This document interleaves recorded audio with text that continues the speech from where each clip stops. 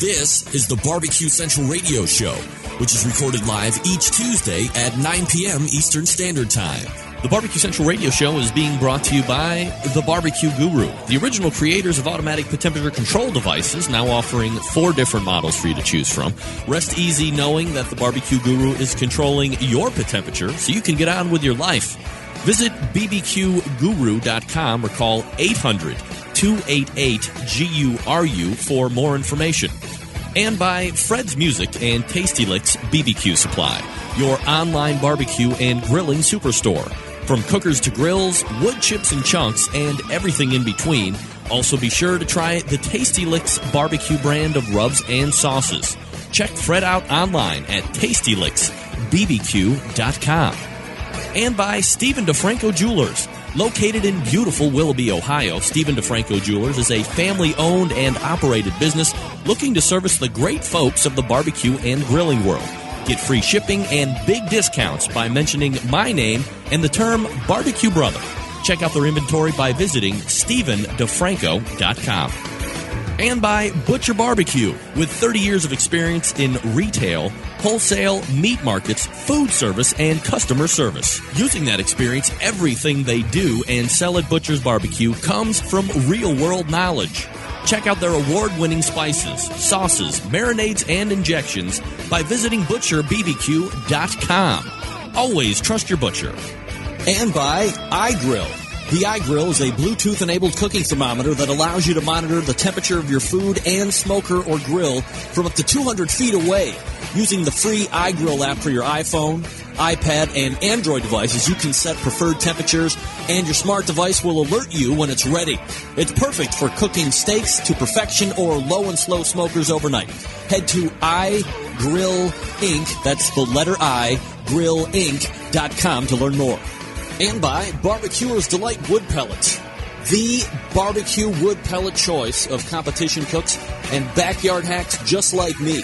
The perfect blend of 2/3 oak and 1/3 flavor wood gives you that right BTU burn and flavor that you're looking to get all over your meat with smoky goodness. Visit bbqrsdelight.com. And by Green Mountain Grills. Discover something you're really going to love. Cooking with pellets. Green Mountain Grills are widely available across the country. Top-of-the-line manufacturing, but not the highest in price. Visit greenmountaingrills.com to get started on your pellet adventure today. Joe B's comes with a no-questions-asked money-back guarantee. For energy and to feel great, go to joebees.com. That's JOEBEES.com. Hey, this is Helen Paradise from SoCal, and you are listening to the Barbecue Central Show. So to get that perfect barbecue, you use wood. Are you sure it's safe? Whatever. We put the lighter fluid on, strike the match, and... Oh, should we call the fire department? That might be a good idea.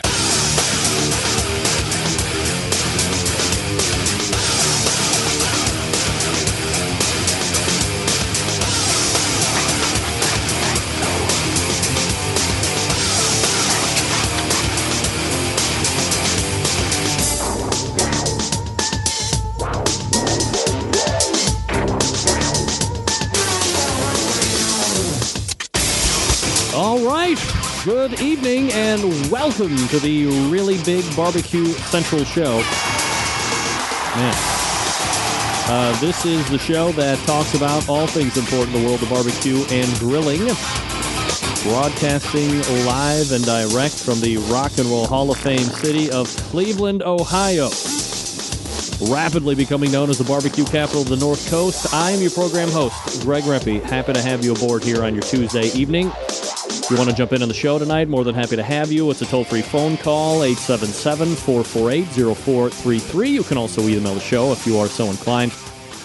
Greg at thebbqcentralshow.com. Everything else you want to find out about the show, of course, can be found at the main website, thebbqcentralshow.com. And here's what's happening in case you didn't sign up for the newsletter, which you should do by visiting the main website. Right there at the top right of the navigation, a little thing that says put your email address in, sign up for the newsletter. And just like that, and there's only like 60 spots left, and once we're done there, it closes down, and you're going to be sorry you missed out on the Cool Kids Club card that everybody else has got. So head on over there right now and just get it done. Here's what's coming up. In about 13 minutes from now, A guy who hit huge the first time in mid-October, Ronnie Lotz, cigar and stripes owner out there in the Chicagoland area. No shortage of takes on topics. A ebullient character, to say the least. Coming up around 9:35, in my opinion, a barbecue legend, Fast Eddie Maurer from Fast Eddie's Barbecue. Very excited about that. And coming up in the second hour, an icon in everybody's book, multiple-time author, TV show host, cooking class instructor. Did I say TV show host? Stephen Reichland joining us from Barbecue Bible. Fantastic. So, full show on tap, slated, locked down, and loaded, or whatever superlative you would like. Special guest in the house tonight, as promised. First guest in the Barbecue Central Radio Network studios. It is Deputy Corey Sfigierko. Hi, Corey. Hi. How are you? Good. Now look around you and take in this fantastic new Barbecue Central Radio Network studio. For the people that don't know, Corey is a friend of mine personally, obviously a big friend of the show. Right. But as you look around the, dare I say, palatial confines of the new studio compared to the last one in the ghettos and the mean streets of Euclid, how would you say this one compares to the old one? Well, it's you got a nice little corner here. I like it. Let's be honest. It's freaking cold. Let's not even lie. It's really cold, and we're going to have to do something about the heat. If I could pan the camera down, Corey's got like this little space heater that I gave him because I felt bad that I'm dragging him down here to be part and parcel of the show this evening. But, you know, as someone who has seen the inner workings of the show now for, you know, multiple years, are you surprised that it only takes up this small amount of space? I mean, it seems like a huge production otherwise, right? Yeah, absolutely. I don't know how you do it. And even the first just the first minute of the show here, it's amazing how you just slide right into it. It's great. You go right into character. But now you can attest, I'm this much of an asshole in real life, though, too. Absolutely. Corey will be sitting in all show, so he'll be weighing in from time to time, so on and so forth. A few bits of information here. If you are watching the show, as I always ask each and every week, do me a solid, make a media post on the Facebooks or the Twitter, and let everybody know you're watching the show right now. If you want to do the video thing, OutdoorCookingChannel.com, which has been our syndicate partner on the video side for like 8 years now, it seems like. Or if you want to do the audio only, visit my website, thebbqcentralshow.com. If you have a smart device and you are tooling down the road and you'd like to catch the show live and in person via the audios, get to your particular app store, whether it be through the iTunes App Store or the Google Play Store on Android. Of course, nobody actually owns a BlackBerry anymore, so forget about that. And then search the app TuneIn Radio, one word, TUNEIN, TuneIn Radio, and then search BBQ Central. That should be all that you need. And then download that app, make it your favorite, and you'll never miss the show live. And then after the show airs live, you'll get all of the shows that have aired so far in 2014 played in a rotation. So you can catch up rather easily because this, believe it or not, is the fourth show of the year. As I said last year, 2014 rapidly coming to a close. We're almost done with this bitch. And it's like we just started.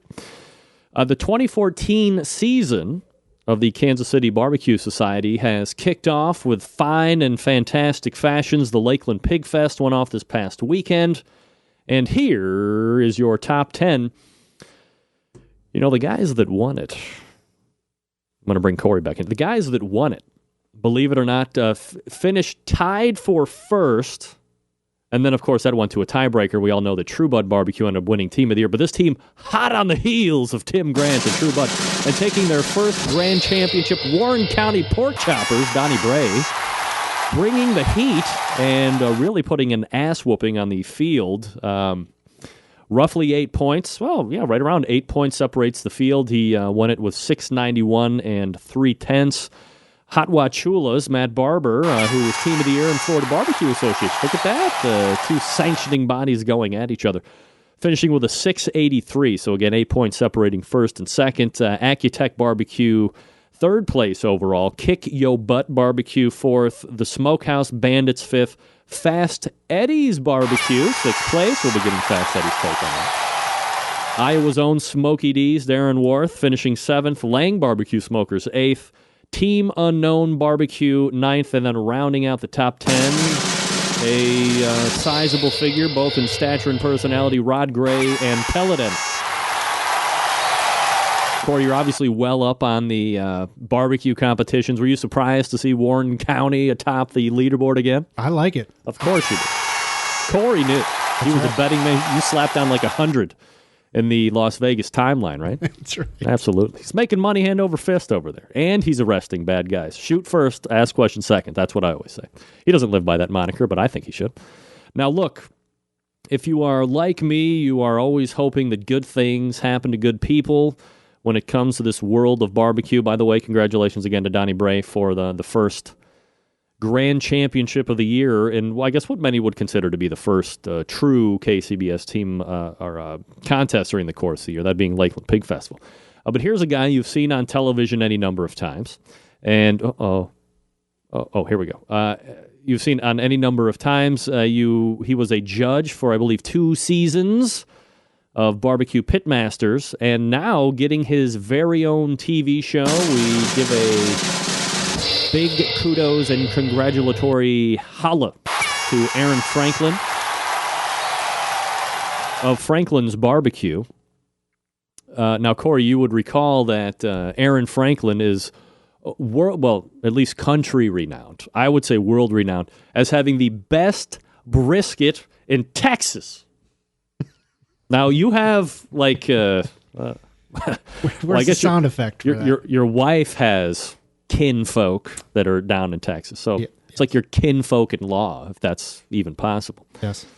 So these people know brisket, and to say that you have the best brisket in the state of Texas.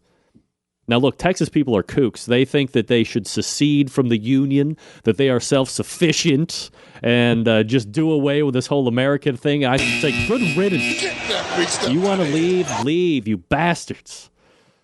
However, notwithstanding any of the secession talk, this Aaron Franklin fellow is quite adept at the brisket making, and he is reaching high and far. He was a judge, as I just mentioned, on this Barbecue Pitmaster show, and now he's getting his own show with PBS, which is public broadcasting, and it's going to be kind of tied in. If you do any type of search with Aaron Franklin, you will see that he's got a pretty extensive web series on the YouTubes, and evidently this is kind of supposed to tie in with all of that, and it's going to be a lot of teaching and probably a lot of insight as to what Aaron is all about. So while he is yet to show up here on this show, yet, I'm sure at some point he will come on. I'm sure now that he's got this TV show, he's going to want to come on and talk about it and pimp it. Fine, come on. If that's the way I can get you. Just like I'm trying to get Michael Simon on the show, but he's got no time for me, and this guy's from Cleveland. It's Michael Simon. Hello? Michael, why aren't you coming on my show? Hello, Michael? We're going to come back with Ronnie Lotz out of the break. Corey Svigerko in the house. Let me talk to you quickly for just a few minutes about the longest-running sponsor of the show, located in Warminster, Pennsylvania. They are, of course, the Barbecue Guru Gang. If you've been thinking about automatic pit temperature control devices for your cooker, stop here. This is the company that started it all. They are the creators of this technology. Why would you buy it from any other company? I don't know. Now, maybe you're not familiar with how these little beauties work. I'm not going to get into the minute detail, but imagine a product that allows you to set pet temperature, and once set, keeps it running at that set temperature all the way through the cook. Sound too good to be true? It's not. This is real life, and you can take advantage of this technology today. Now, maybe you're a busy working professional like me or Corey or any number of you out there in the listening audience. Perhaps you're constantly on the run with kids, doing errands, and quite frankly, you just don't have the time to sit around and tend pit temperatures. We get it. That's why they make the Barbecue Guru. It allows you to throw on a pork butt or a brisket, a couple slabs of ribs, and then you're off to do whatever it is you need to get done and let the Barbecue Guru maintain that pit temperature you set it at. Now, there's currently a number of different models to choose from. You have that CyberQ Wi-Fi that is raging across all wireless platforms and automatic pit temperature control markets. You have the CyberQ 2, the DigiQ DX2. And pound for pound, what many consider to be the automatic pit temperature control device for the money. We call it the Party Q here. It's $129 for most cookers. And the Party Q is the easiest point of entry into the pit temperature control device market. It's a self-contained package. It runs on AA batteries. And it will move from a Weber kettle style to a bullet style smoker to a Kamado, Big Green Egg style cooker, whatever you want to call it. I call it the whore of barbecue automatic pit temperature controls because it goes from one to the next. There's nothing wrong with that. Now, if you're in the market for a cooker, look no further than the Onyx Oven. The Onyx Oven has been, of course, winning on competition circuits as well as in the backyards all over the country. It's fully insulated, holds a ton of meat, accommodates half and full pans for food service, and works seamlessly with any of the Barbecue Guru pit temperature control devices. Do yourself a favor. Head on over to the Barbecue Guru. That's thebbqguru.com. Check out the website. See what they have. You can call them toll-free, 800-288-GURU. That's 800-288-GURU. They'll make sure you're outfitted with exactly what you need to get you up and running right out of the box. 800-288-GURU or thebbqguru.com. Ronnie Lotz up next. Stand by.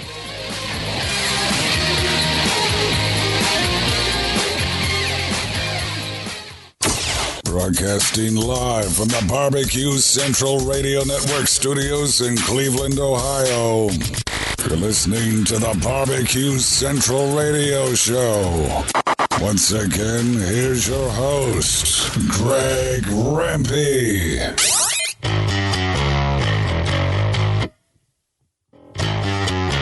All right. We are back, 877-448-0433. Greg at thebbqcentralshow.com is the number to call if you want to jump in tonight. My first guest tonight made his appearance on this show last October.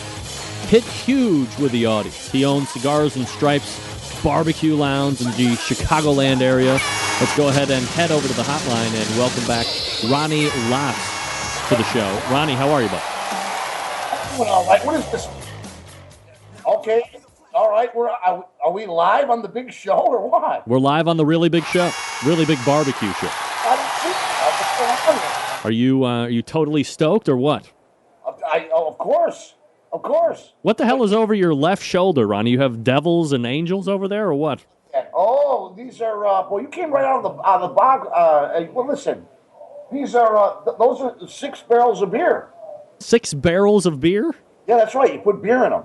These particular ones here are from a company called Evil Twin, and they're originally out of Denmark. And in my spare time, I'll pinstripe them. Oh, shit. Hold on. Oh, watch out. Hey, listen. This is the big show. You know what I'm saying? Ronnie, have you been tipping a few back before the show, buddy?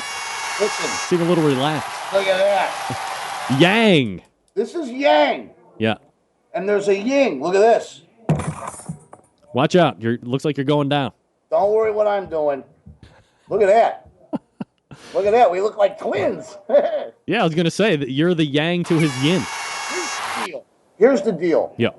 Because I have made the giant mistake of opening a barbecue restaurant, I need salvation. So what I do is I graffiti and pinstripe barrels of beer that we like. What? You did that artwork? Of course. Really? Oh, yeah. Listen, I'm a jack of all trades, master of none. Join the club. It's currently a club of 2, you and me, Ron. Listen, life is miserable. I feel good when I do this. However, these ones are for Evil Twin Brewing. And they're going to go, they're originally out of Denmark. They were 2 brothers, whatever. They opened up these companies, and the other brother took off, and he's got some great beers. There's a yin and a yang. And what happens is you mix them like the old Augsburgers, the Gemütlichkeits. You used to do a 50-50, and you get a big glass of beer. They're really good. I like them. This one, oh, shit. Watch out, Ronnie. You're going to hurt yourself. Now. Yang. That's yang. Yeah. All right. Hey, you want to see the yin? Is that a loaded question? You want to see it or not? Yeah, let's see the Ying. That's the Wow, Ying. look at that. You're quite the artist. Yeah? Yeah. I should have stayed pinstriping. Don't open a barbecue restaurant, whatever you do. All right, we'll get into that in a second, Ronnie. Calm down and let me get back my show. Shut up for a second. All right, now look, for the people that don't know Ronnie Lots, or they aren't frequenting the neighborhood, coming in and partaking in your beers and your barbecue restaurant stuff, if you could give us a quick abridged version of kind of how you got into this whole business of, was it a restaurant first? Was it a bar first? Did it all happen at the same time? Just the short version. Oh, man, we did this last time. Here's what happened last time. There was such a lag and a delay that I just rambled and rambled. I know it's hard to believe. Yeah, it's not happening right now, for sure. Well, I know, and I'm trying not to. Look, I used to cook for a bunch of wrestlers, and then for some reason, barbecue, it just felt right. And then I don't know, I did a lot of things. I opened this cigar store, behind the studio where I was pinstriping cars. I worked with these wrestlers, whatever. I started cooking. And then I moved here. And here, at Cigars and Stripes, is where I made the biggest mistake of my entire existence as a human being. Wow. That is certainly some declaration. Listen to me. You're on the big screen right now, Mr. Remke. I can hear me in the background. Oh, well, good. Because you know what? I actually have guys in here with handmade spice. They're passing it around like I don't know what they're doing, but they're like trading spices. I'm going to tell you something. The Big Show, for whatever it's worth. Yeah. I'm going to tell you. They came out of the woodwork tonight to see your show, and I thank you very much. Right. Yep. I got these guys here. Now, listen, this is right up your alley. You guys are into the competition barbecue. That's what you do. I'm begging those people to listen. If you're a barbecue restaurant or a barbecue competition guy, stay doing what you're doing with your friends. You know what I mean? Right. Go out on the weekend, drink your goddamn beer, and just do it. Enjoy it. I can hear them laughing back there. You're on a delay. Listen, I'm not kidding. Because once you enter the arena of a barbecue restaurant, your life is going to be an eternal hell. You'll never be able to do nothing with your life. You have read my mind, Ronnie, because this was going to be my next question. We're talking with Ronnie Lots. Well, listen, right now, I don't want to interrupt you, but right now, listen, they're called themselves the Ballin' Hogs. I don't know. They had a big barbecue contest here in Glen Ellen, Illinois. They took first place out of 61 contestants. I'm going to give them a plug. Hey, you know what? They're here, and God bless it, they're spending money. And they're watching your show. I'm telling you, you're on a big screen right now. This is like downtown. Now, look, I was just talking to a guy last week who does this barbecue thing for a living. A little bit different than your setup that you have, but he's getting into a physical location soon enough. He was real big into the open-air markets down in South Central California. What is it? It seems, if I am deducing what you're telling me properly, that what you're doing in this barbecue world, the barbecue restaurant, how much work really goes into it for you? Are you somebody there? I mean, is this an act that you are putting on, and you're really there just kind of managing, but you're allowed some downtime, or are you there 24/7? Oh yeah, big act, big act. I looked at my dashboard today. I'm gonna tell you something. In the blazing sun in Chicago right now. It is -3 degrees. That was this afternoon. Now, tonight, we're going to go below 17. I'm going to tell you something. Every single morning, mark my words, if you're a barbecue contest guy, whatever you want to do, open up your barbecue restaurant, your ass is going to be up at 5 o'clock in the morning. You're going to put your fucking ribs in. You're going to put your pork roast in and your chicken wings. You're going to like it. Hey, Gene, what do you want me to say? You think it's a joke? No. Oh, yeah. This is what I'm telling. Everyone giggles. Oh, yeah, you have a boutique barbecue. You barbecue. Hey, everything we smoke is outside, Gene. Everything. You think I got a big, giant National Pride in that kitchen behind me? You see the light? You see that kitchen? Yes. Those are goddamn guys that are in Mexico now that started to build my kitchen and disappeared. They're in fucking Mexico. He's gone. Get that big stuff out of here. I got a new cook. Right now. And the kid don't complain. I'm out there with him every single rotten, stinking morning. Now, you're out there cooking in the cold and the heat. It doesn't matter because you're looking to give top-quality product to the people that are coming in. I mean, let's be honest. Listen, you can throw all your pork ribs in. You can throw your butts in. You can put your wings in your little National Pride giant commercial smokers. But I'm telling you this. I don't give a shit what anyone says. I'm telling you, when I take my offset smoker, and not to mention, this is no joke. Gene, right now, it's probably, what is it, 8 degrees out? Negative 8 degrees? Look at this. This smoker right here, Mule Tough. Yep. This is no joke. He's in, where is he, Missouri? I am launching a damn YouTube channel based on this guy. I couldn't take it anymore. I jumped in the car and I drove to Missouri. I'm going to tell you something. This Mule Tough smoker right now is holding temp. You can read all the articles you want about, the guys wrap. Oh, well, you get the fireproof blankets and wrap it around your smoker. This thing right now is smoking at 260. I'm telling you, man. What are you all wood? Yes. Are you all wood fire? Are you charcoal? Are you a mix? Is it gas? Listen, no one's all wood fired. If they are, they're liars. You start it with charcoal, and you throw your wood in for flavor. But what happens is I throw I feed it with cherry and oak, big logs later. Yeah, absolutely. Yeah, we're wood fired. And right now, this Mule Tough, I don't care if it's negative 18 degrees. I don't care if it's. We were actually going to watch The Thing with what's his name, Kurt Russell. Yeah. Tonight's movie night at Cigars and Stripes after the big show, after the hockey game. But The Thing, that's like they're in Antarctica. I could take this Mule Tough smoker, and I'm not kidding with you, man. This thing holds temp. I'm telling you. Well, whatever. It's what it is. So we're cooking right now. We're talking with Ronnie Lotz. He is the owner of Cigars and Stripes Barbecue Lounge. You can find him on the webs at cigarsandstripes.com, all spelled out. Ronnie, you are somebody who has put together a menu.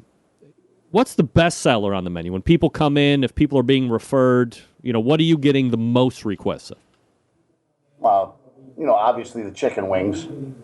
I mean, they're not deep fried. You know what I mean? You think I go to the Restaurant Depot and just get like a deep fried breaded chicken wing that you can just drop in a deep fryer? I get them fresh. I'm telling you, get them fresh from the market every goddamn day. And then today they delivered. You believe they delivered 10 boxes? Whatever. How much weight of chicken wings are you going through a week? Don't lie like I know you want. Listen, I'm not a liar, man. I'm telling you, I'm doing about 80 pounds a day. That's not a lot. Wow. That's a lot. Whatever. Hey, listen, man, divide it up. You know what I mean? For me, that's a lot. My friend said he made a gag. He said, oh, you're a boutique barbecue. Yeah, but we cook everything outside, pal. Everything. I don't care what you have is cooked outside. And I think there's a big difference. Let me tell you, if I take a rib tip or a rib and I throw it in the National Pride, hit the button, and get the 17-year-old kid to go, bread them, and then hit the button, and then walk away and come back 4 hours later, there's a big difference between in my offset cooker. You want to make ribs? You throw the wood in it and you watch it. You know what I mean? Yes. I'll tell you something. When you bite into that rib, Gene, it is what it is. Ronnie, let's clear something up here right now because I'm getting a lot of instant messages. I think one thing is happening, and people think another. Are you calling me Gene? Are you using the letter G? J. Hey, who's the guy from Berlin? What's his name? Remke. Who? There's a guy that's got a name just like yours. Is that my brother Chris Rempe? No, the guy from Berwyn, man. His name's his name's Remke, I think. Could be. I get a lot of keys. But I told everybody that you and I have a relationship, so you've shortened my name from Greg to the letter G, but everybody says you keep calling me Gene. I don't think that's right. You're not calling me Gene, are you? Am I calling him Gene? No, you're calling him Greg. It's G. Yeah, I call you G. Yeah, see? So everybody back off for crying out loud. Jeez. No, the other guy. Right, G. Hey, listen. Come on. These people are crazy, Ronnie. Now, look, let me ask you something. You know, one of the most important things to a successful restaurant is this menu. Obviously, you said that the chicken wings are king. Absolutely. But as you craft and hone the menu, you know, a lot of these places, they get into this barbecue thing, and all of a sudden they got like 50 or 60 different items on a menu, and it seems to me, and I'm never going to be opening a barbecue restaurant, but if I would try and keep it basic, kind of bring what makes you successful. Is that something that you subscribe to, or do you like to have many options available for the consuming public? Well, funny you bring that up, Gene. Come here, son. Come here for a second. I think you called me Gene. Remember when that little kid of yours came in there and kissed you? Your daughter? Look at this. Come here. That's my 15-year-old boy. That's my son, Zach. Hey, look at this guy. What's up, brother? Can't see him. He's a ragged. You know how to build a fire on that smoker? No, I'll get to your question. I love this kid. He's a good boy. All right, here's the thing. Listen, I got my one cook.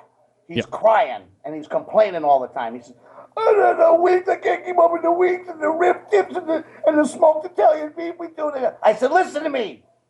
We got 3 fucking things on the menu. 3. You want to go work in a Greek restaurant?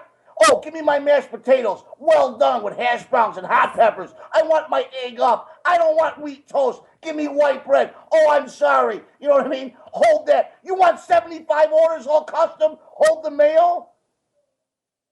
You're cooking chicken wings. Yes, I subscribe to what you're saying. Let's keep it simple. Let's keep it protein. Let's keep it on the grill, and let's call it what it is. I mean, you know what I mean? Just get to the point. Cook your 4 things and do it well. Right. We do well. West Side rib tip, hands down the best in the country. And I'll tell you right now, I got all the West Side guys. Name it. Name a barbecue place. They all come here with their wives to eat. It's true. For the rib tips. And the wings are good. I'm going to have 4 items on the menu and that's it. You want to know why? Because I can't find anyone that's reliable to do it for me. You, son, will start cooking. He looks very enthused to be on the Really Big Barbecue Show, Ronnie. Let me tell you. Now, look, let me ask you one last question. One last question before I let you go, Ronnie. Oh, why do I got to go? What? Why do I got to go? You have a business to run. I can only take up so much of your valuable time. Now, listen. Monkey business. You seem to have a what some would call an ebullient personality. There's a word called charisma, which seems to be overflowing your cup. Have you ever thought about trying out for these fandangled barbecue shows like Barbecue Pitmasters? It seems like it would be right up your alley. They would be drawn to your magnetism of personality, and it would be like great TV. Plus, you know, all things aside, you know how to cook too. Answer the question. Believe it. I don't believe I would do that. Why not? I don't believe I have it in me. I don't believe I'm camera shy. I don't think I could ever do that. You know, Gene, I don't know what to tell you, man. Listen, I'm going to tell you this, Gene. I can't see you now, but this. I know his name's Greg. I'm just fucking with him. All right, listen. Your beard, the beard you're wearing. This one? Listen, hands down, man. You look good. I'm going to tell you something. I got a beard that scares most terrorists. You can't see it now. I got an advertisement of some split broadcaster enable you. I can't even see you. However, I did see you on your last episode. Yeah. And if you're sporting that beard, yes, for whatever it's worth, it's very becoming of you. Oh, your wife probably swoons with ecstasy. You know what I'm saying? Oh, yeah, she's swooning all right. She's swooning to me to find a razor. Oh, my barbecue guy. Listen, you know what they like? Women like that shit, man. They like the gray. If I put gray in my beard and I go to the goddamn Jewels out here or Dominic's, they closed up.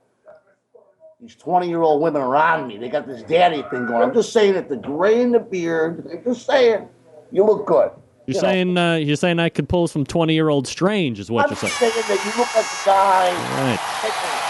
Take a piece of steak and, you know what I mean, throw it on a grill and then be like, baby, I'm going to go take the car and wash it. You know what I mean? And you got your beard going. I just think you look good with that beard. Keep going. Ronnie Lotz is joining us here on the show, owner of Cigars and Stripes Barbecue Lounge. If you're in the Chicagoland area, first visit the website, Cigars. Major announcement. Hold on. Wait a second. A Barbecue Central Show exclusive news update. All right, let's have it. All right, listen. Remember when your father, maybe like an uncle, passed away and he left you an old Cadillac? Or no, just me? That wasn't me. All right, here's the thing. I bought an offset smoker. Yeah. Years ago. And it never, Gene, I'm telling you, it never ran right.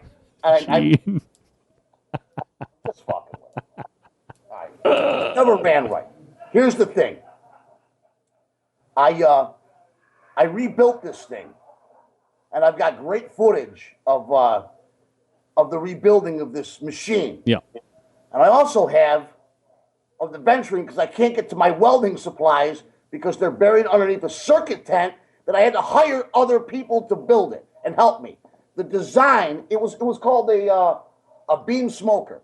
They were out of Alabama. Yeah. Anyway, a lot of people online say things about beam smokers are no good. I'm gonna tell you something. I wailed on that beam smoker like it was like a redheaded stepchild. I beat it to death. Follow me. I made a couple of bucks with that thing. I rebuilt it. I couldn't do it, so I hired guys. Here's what happens. They tore it apart. They molested my smoker. They ruined everything I worked for. It was making me out of my mind. They destroyed it. I had to repo it, and that made me go buy my Mule Tough or whatever it is. You can watch it online. Gene, promise me that you're going to post a link. Yes. I'm putting a teaser on the night. Yeah. It's weird. I was up drunk last night. I can't believe that for a second. No, believe it. It's true. At like 4 a.m, you know, and I started going through the old footage of this BlackBerry playbook. I'm going to tell you something. My God, I got the whole thing documented. It's a whole year. It's actually, I watched it. It's kind of amusing. I mean, I dealt with guys that didn't speak English. They chopped my smoker in pieces. I'm going to post a link so everybody can check it out. No, I'm putting a teaser up tonight. I got this weird. I got a guy working on it tonight. I mean, whatever. I just want people to know. Gene, I need you to know this. People do radio shows and they do this podcast stuff. You are truly, I don't know, man. You're a good host. Well, Ronnie, I'm going to take the compliment. You look like you need a refill. And if anybody's in the Chicago area, cigarsandstripes.com, the website, and tell somebody that I've sent you for crying out loud. I mean, it's good for a freebie. He sent me a thing on the Facebook. Yeah. He heard you out of state, is coming to Chicago, is coming here. Big show works. I love it. All right, Ronnie, as always, my friend, I appreciate you coming on tonight, and we'll talk soon. It's Ronnie Lotz, everybody. Look at this guy. He's crazy. Ronnie Lotz. Corey, can you believe Ronnie Lotz or what? Charismatic. There you go. Charismatic. That guy is shot out of a cannon. I think that's the very definition of being shot out of a cannon, if I'm not mistaken. When we go to Chicago, are we going to Cigars and Stripes? Let's do it. Yeah, all right. We're going to do it. All right, Fast Eddie coming up right after this. Gang, if you're like me, and probably if you're like Ronnie Lotz, you are ready to step up that barbecue and grilling game even a higher notch than you're already at. Why not try Butcher's barbecue products, for crying out loud? We all know Butcher is well known for their injections, the pork, the beef, the Prime injection, of course, Bird Booster. The Prime injection, of course, has all the combined things loved from their beef injection using its award-winning flavor enhancer, its ability to keep your brisket juicy, and combined it with what has become the competition standard in beef flavor. Available for sale right now on ButcherBBQ.com. Now, perhaps you are looking for a go-to rubber sauce, friends. No shortage of things to choose from here as well. Butcher's Barbecue, a full line of award-winning rubs. One of my personal favorites is the steak and brisket rub. grab some Honey Rub. That garnered huge attention over the last year or two. Try the premium rub, especially if you inject with Butcher's Barbecue. It's formulated to work with the injection, a perfect 1-2 punch to impress friends and judges alike. And last but not least, Butcher's Barbecue Sweet Barbecue Sauce. Look, when it comes to sauce, I'm as picky as it gets. And Butcher's Sweet Sauce wins in every category for me. Not overly sweet, a nice slice of tang, just the right amount of back-end heat, and for crying out loud, no liquid smoke, thank you, no. Dave did not take the easy way out by adding the devil's urine, better known as liquid smoke. Grab a box of 6, it's going to go fast. And no worries about breaking the bank on shipping either. Items totaling up to $55 ship at $8.50. Between 85 and 200 ship at $9.75. And anything over 200 bones ships absolutely free. So head on over to Butcher's Barbecue. That's butcherbbq.com. Stock up now. butcherbbq.com. Butcher's Barbecue, always trust your butcher. Quickly back after this with Fast Eddie Maurin. Cook Shack and Fast Eddie's Barbecue. Stick around, be right back.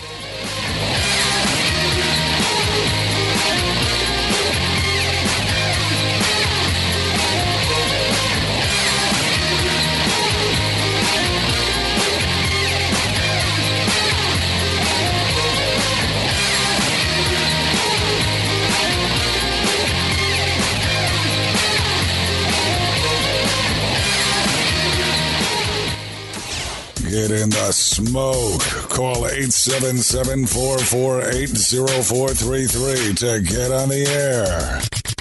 Now, here's your host, Greg Rempe. All right, we're back, 877-448-0433. Greg at thebbqcentralshow.com. Thanks to Ronnie Lotz, I think. Wow.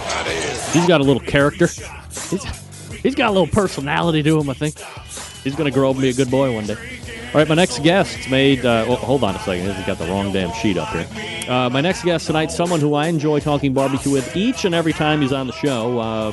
My biggest and most loyal fans of the show know him from being on the original panel members of the very first Brisket Roundtable all the way back in 2007, believe it or not. A competitive barbecue cook, a guy you will find teaching a class every so often as well. Probably one of the best-known pit builders in barbecue history. Let's race over to the hotline and welcome back friend of the show, Fast Eddie.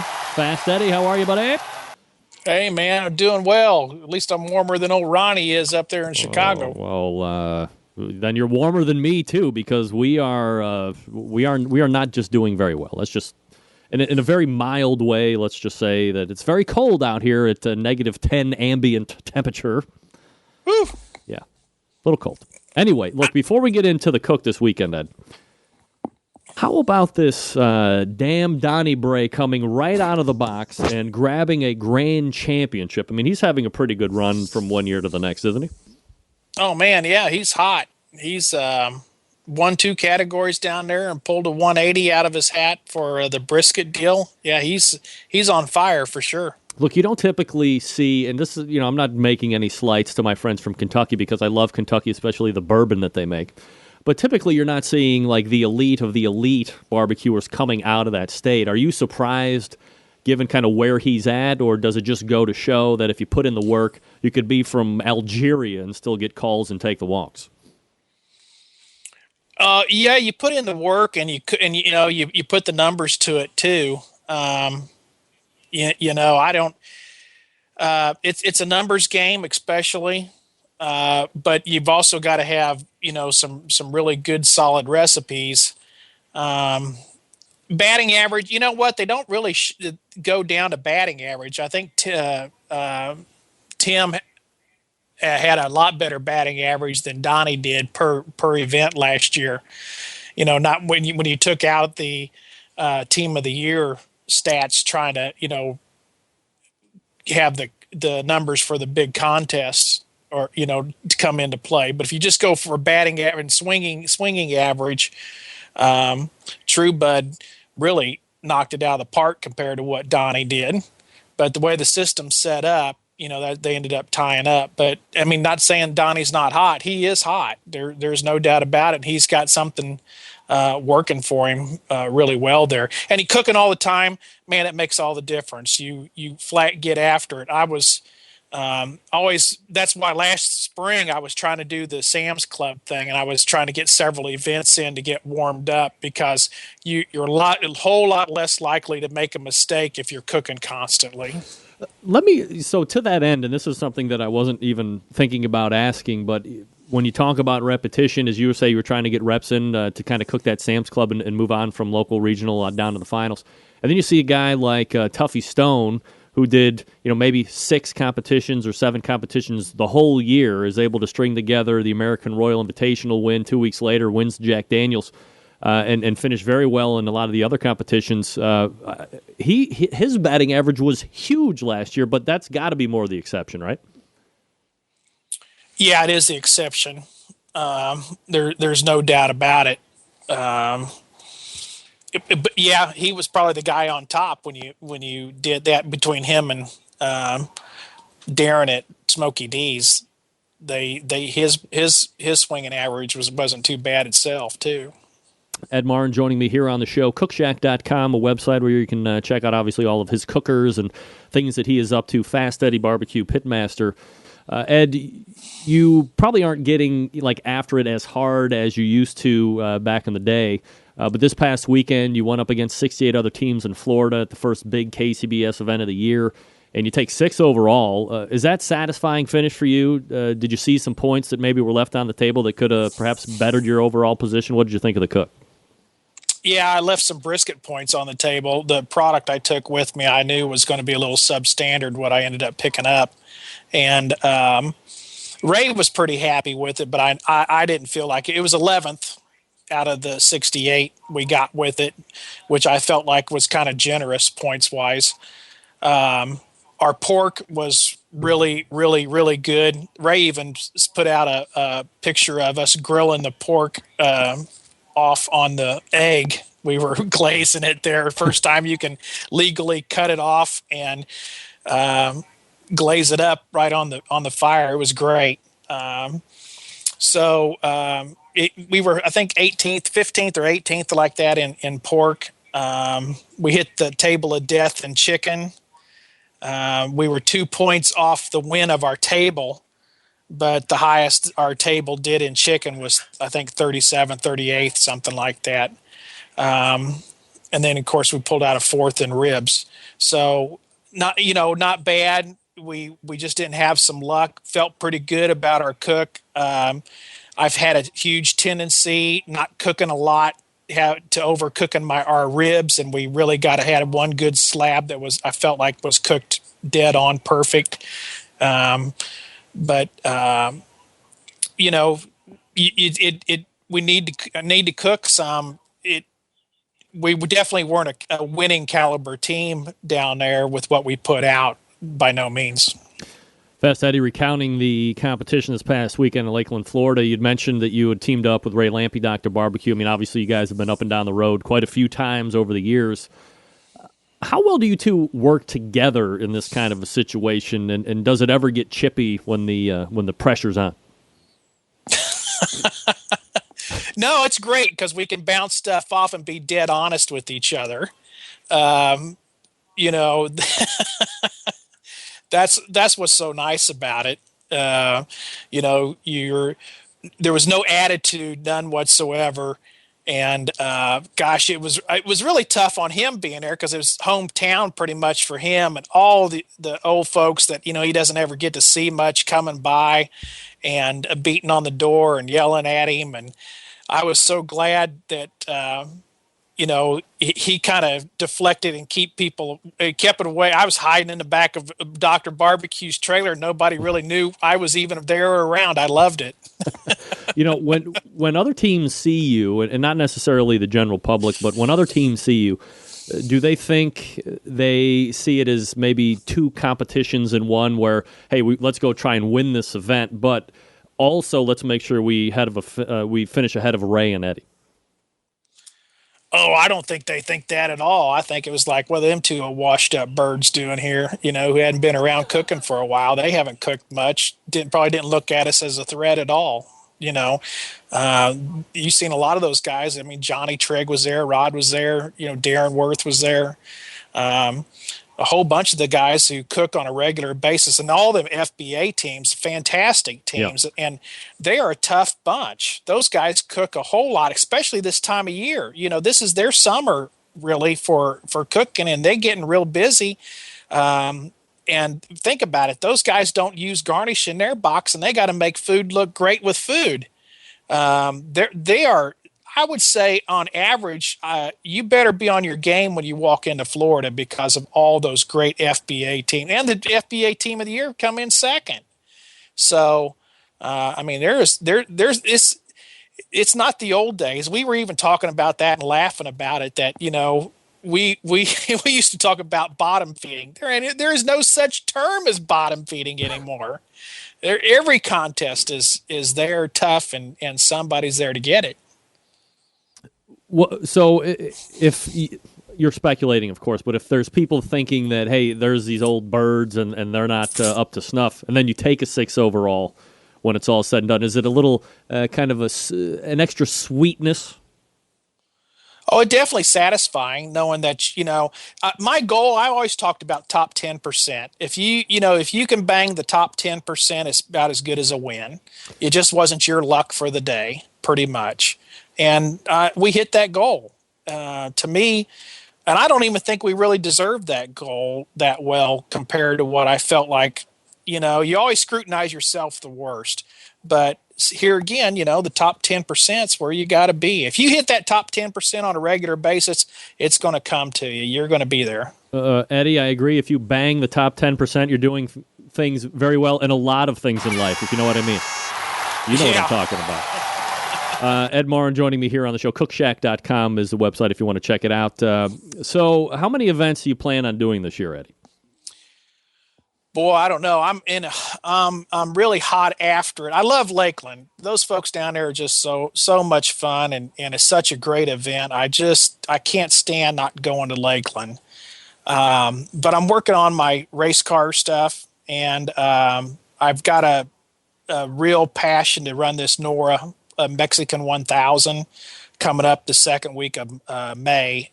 And I've got a vintage off-road race car that was run by a guy named Larry Ragland from 1983 to 1986. Larry Ragland is the second winningest driver in off-road racing history. Wow. And Larry said he'd go down and run the race with me in that car. So how can you not say he wouldn't do something like that? I just got to get the car done and finished, and it's a 911 Porsche buggy, and this car about 120 mile an hour across a dry lake. So it'd be a whole lot of fun. Eddie, what are you doing racing cars? That's dangerous. Forget about that shit. Out in Mexico, no less. I mean, you could get kidnapped out there and held for $300 or $400 ransom. Yeah, $3 or $4 maybe. Yeah, well, and who's going to pay that? Jeez, Pete, you could be there for the rest of your life. Hey, it's if you've ever been down to Baja, Mexico, and especially during the off-road races, it's like going to the Wild West. You can't explain to people what it's like. It's just it's so much fun. Ed, a couple quick hit topics here before I let you go, and always appreciate the time. What do you make of this petition against the Sam's Club, the what I affectionately refer to now as the anti-Sam's Club people, thinking that this is somehow going to save local competitions that they fear are now going to be displaced because Sam's is coming to their area? To me, it's nothing different than what had gone on back in the mid 90s with the barbecue in the Kansas City area. I mean, you had to be 50 miles away from an event. It's just such the popularity of the sport. It's not going to affect any of them. And I think it's a joke. It's definitely a joke after you've seen how the sign up went. I mean, it's not slowing anybody down or doing anything. So you're just going to have a few people mouthing about it, and people mouth about anything. So it's not going to mean anything. Kind of to that end with the Sam's Club, it seems like another year registration opens up and there are server issues, there's traffic issues. You go to the KCBS website and they pawn it off on the fact that there's all these security filters, what have you. In the end, maybe next year, is it something that KCBS and the marketing department should consider farming out to make sure that it actually goes off without a hitch? Sure, it'd be nice to see that happen. Will it happen or probably happen? No. I mean, why not make one little effort to have something this big that everybody likes go smooth when you know that what's the definition of insanity? You're doing something over and again, the same thing over and over again, expecting a different result. Hey, look how long it took them to get a scoring program that's halfway decent, that the cooks and the judges and everything, you can figure out how the contest really played out. A lot of us knew, of course, I used to run contests, and I knew contests played out like that. But now you can physically see it on paper. It took forever for that to come along. I mean, and that's monumental. There's a reason why they call it the barbecue society. It's not the barbecue business. If it was the barbecue business, it'd be a different story. But it's a society. Have another drink, relax, and it'll come to you. It'll come to you, all right. Ed Morin joining me here on the show. You know him as Fast Eddie. Hey, go hang up there in Chicago with the guy and have a beer. That's why it's all going to be. Yeah, that's exactly right. I think there could be a lot more business done up there than I think we can even realize. I'm right. Ed, always appreciate the time. Thanks for coming out tonight. All right, Rick. Thanks. You got it. There he is. Fast Eddie joining me. Cookshack.com. He used to have the website pelletcooker.com. And that has been redirected to cookshack.com. Big announcement about them coming up here in just a little bit. We'll wrap up the first hour coming back out of the break. But first, it's you need to go to Tasty Licks Barbecue right now because Fred has put up some Super Bowl recipes that will shake your very foundations of humanity and your taste buds. I talk to Fred pretty much weekly. And he's always kind of telling me, hey, make sure people go to the website, tastylicksbbq.com. Check out my videos because I'm posting them all the time. And, sometimes you might think right off the bat they're a little gimmicky. I mean, I understand he's got a personality. I mean, not as much personality as Ronnie Lass from Cigars and Stripes. But Fred is his own character. And once you get past the persona he is putting on, the knowledge that he is disseminating is really second to none. So you visit tastylicksbbq.com. You can buy cookers like the Kamado Joe cookers, the Meadow Creek cookers, spices and sauces, accessories. All these items are in stock, ready to ship to you. Of course, they are the Big Green Egg headquarters, including many items that you can't get anywhere else for the Big Green Egg. These, of course, are in stock as well. Also, Tasty Licks is carrying Harry Sue's rub. They have the Butcher's Barbecue injections, the Cosmos Q injection, every type of barbecue guru and their associated accessories. Tasty Licks is a Green Mountain pellet grill dealer. And as Fred says right here on the show, they provide classes to the public as well. Fred teaches most of them, but from time to time bringing in top pit masters in the industry, going to tropical Shillington, Pennsylvania to do those classes. I believe one is coming up maybe next month or in March or something like that. You need to visit the website, tastylicksbbq.com, to get all information. Attention teams, Tasty Licks, your competition headquarters as well. All supplies for competitions. Pans in different sizes, aluminum trays, gloves, thermometers, turn-in boxes for practice. Make it your one-stop shop. TastyLicksBBQ.com, the place to go. So head on over right now. Enjoy the videos that Fred puts up on his page, as I just said. And, of course, there's plenty of them. And don't forget that Tasty Licks manufactures their own lines of rubs and sauces. Got to try those. When you order, drop Fred a line that you heard about him here on this show. Let him know his support of the show is appreciated. And you're going to appreciate him right back by buying a bunch of stuff. TastyLicksBBQ.com. That's TastyLicksBBQ.com. And we are back to wrap the first hour right after this. And more with Officer Corey Spagarka. I know you can't wait. I know I can. All right, stick around. I'll be right back.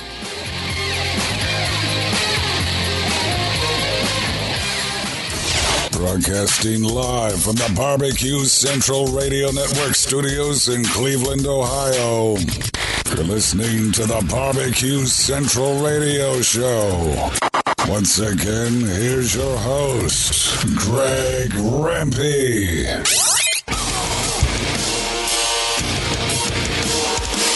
All right, we are back.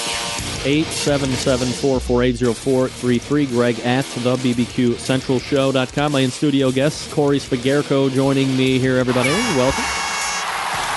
All right, so you have two completely diverse personalities. You have a barbecue icon and legend in Fast Eddie. I'm interested. You know, someone like yourself, Corey, who isn't like necessarily steeped in the culture as I am. How do you rate that interview? Just for like sheer information and entertainment value. I think both interviews were great. I'm a little disappointed that maybe Fast Eddie didn't call you any nicknames, but... You mean like Gene? Right. All right. Pull the microphone up to your face a little bit more. So in the grand analysis of the Ronnie Lotz interview, can we say that he was joking with me, calling me Gene, and he was calling me G? Or was he calling me Gene and then trying to backdoor out of it by saying it was G, but because he kept referencing Gene, and then I couldn't tell if he was saying, oh, I'm just effing with him, because then he was catching himself fucking up. You're the detective. What do you think?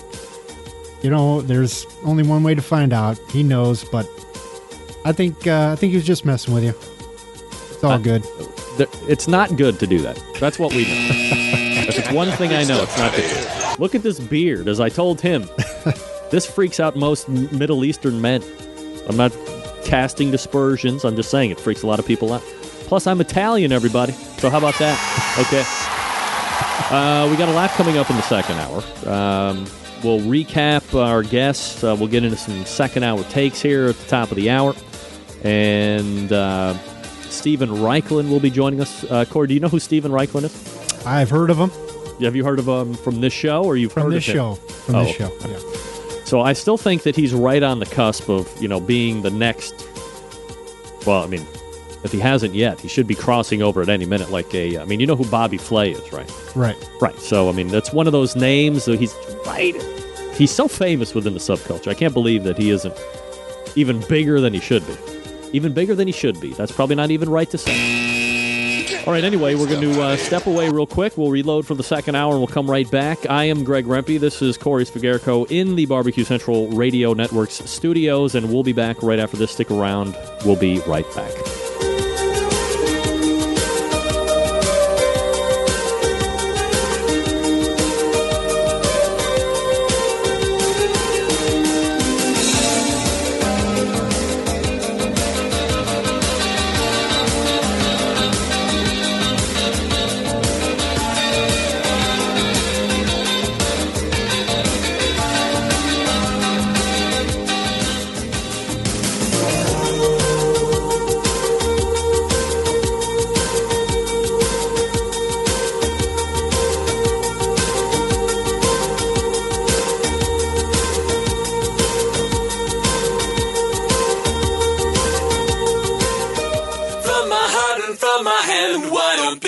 Understand my intention. Happy to have you aboard here for the really big barbecue show. We cook because we have to, and we grill because we want to. Fine, how's it going? You have a great show. I'm a big fan. So what seems to be the problem here? This man looks like he's dead, and he's in the crackle. Charbono! It's all about the Charbono, dude! Succulent fish! What? He ate 54 wieners. But listen, Lavernius, shake a face. I'm shaking like a dog shit peach seeds. We have top men working on it right now. Top men. All right, just like that, we're in the second hour. I'm your program host, Gene the Gas Man, ladies and gentlemen. Joined by Corey Svigerko in-house. Corey, bring it through. All right, let me take this page away. Still to come tonight, Steven Raichlen in about 15 minutes from now. and who knows what else. You want to jump in on the show tonight, 877-448-0433. Greg at thebbqcentralshow.com. That is the email address. Should you see fit to jump in one or both ways. So watch out, Corey. Attack cat, bottom right foot. What the hell is that cat doing? Making out with a wood table. Jeez, oh, Pete. On the show next week, if you're going to be tuning in, Mike McLeod from MMA Creative, which is the marketing partner to KCBS. So we'll obviously be talking to him about last year's World Food Championships. We'll be talking to him about the upcoming Sam's Club. And we'll obviously talk to him about the Sam's Club petition and the fact that there were, again, registration issues, which really made the rounds on the worldwide interwebs. So, very excited to talk to him and get his take on all that stuff. Also, Ray Lampe joining us for the monthly Ask Dr. Barbecue segment. All sorts of reasons to tune in, believe it or not. All right. Now, you're going to be able to see this, Corey, too. So I can't wait to get your reaction on this. This is typically the portion of the show where I might diverge from the traditional barbecue fare. You would recall last weekend we talked about the... did you see the show last week, Corey? When I was talking about the guy from China that hung like 8 tons of bacon off of his balcony? I had to listen to it on podcast. I didn't see it. That in itself was absolutely crazy. I mean, the picture was disturbing. It's a Chinese third-story building, and it just has tons of bacon hanging off his balcony, like outside. Like, first of all, you live in America, and you probably wouldn't even do that if you lived in a high-rise building, right? You're not hanging bacon off outside, right? Right. So now imagine you're living in China, and where the hell is that a good idea to hang anything outside? I mean, they're constantly under air quality watch. They're burning silver and aluminum. They take computer scrap and have little slave-driven kids with their midget fingers pull out the gold. Meanwhile, they're ingesting all of this terrible toxins, and people are dying at a rapid rate. As I said last week, if you have to go to work and you are forced with the decision to put on the surgical mask to make sure that you can get to work all right, you're probably not living in a great area. Big stuff out of here. So why would you hang 50 tons of bacon outside, aside from all the other stuff? You know, the mice crawling over it, the rats crawling over, the birds pooping all over it. Get that big stuff out of here. And then there's something that brings me back to this country and makes me so proud of the American spirit, the love of capitalism and the almighty dollar. And here's what I mean. This was on a Craigslist ad. Positive pregnancy test, $15. Are you trying to get your boyfriend to marry you? I will sell you a positive pregnancy test to trick your boyfriend. You can fake a miscarriage after you get the commitment. I'm selling them for $15 a piece or 2 for $25. My husband and I are trying to save money for our baby. Email me to set a pickup time. I mean, you can't make this stuff up. So, as I was emailing with another friend of the show, Sam the Cooking Guy, who will be on in 2 weeks' time, I said, I don't know whether I want to give this girl a high five or smack her in the face, because I find it repulsive and appealing all at the same time. I mean, here is a lady who was obviously using her particular scenario to generate some cash, to provide a better life for her to-be baby, boy or girl, doesn't matter. But she's pitching it in a way that is right, encouraging the entrapment of males at their non-behest. I don't think that's right. Corey, you're very well versed in the law, especially here in Lake County, Ohio. Is that illegal? Like, would you be arresting somebody for that? If I called you and said, Corey, my girlfriend tricked me. Here's the ad. It says, and she was selling him at a discount. No, that's a civil matter. Civil court. Civil court. You know what happens in civil court, don't you? Millions and millions of dollars. Right. That's how OJ lost all his money. Civil court. Right. As a human being, do you think that this is a good idea? Should women be selling their positive pregnancy tests at $15 or $25 for the pair to entrap other men? Are you asking me? Yes, That's you, of course. Bad idea. Well, I think it's bad idea. And then I think the worst part of it all is the passing off of the miscarriage. Get that big stuff out of here. How you could tell him you sneezed. I mean, I don't get it. I want to say that it is going to show the moral decline of the fabric of society. But I think that's been proven, hand over fist every other week anyway. So maybe what's worse, the couple on Christmas Eve coming to fisticuffs because the lady forgot to bring the bottle of barbecue sauce home and they got into a fist fight and landed in jail, or a lady passing off real pregnancy tests because she's pregnant to some lady trying to trap her boyfriend into commitment only to pass off a miscarriage later on after you get the ring. I mean, what's worse, Corey? Are they equally as shameful? Tough choice. Douchebaggery runs amok. Amok. All right. Corey, what do you want? Competitive eating, or do you want the 5 best barbecue joints in New Orleans?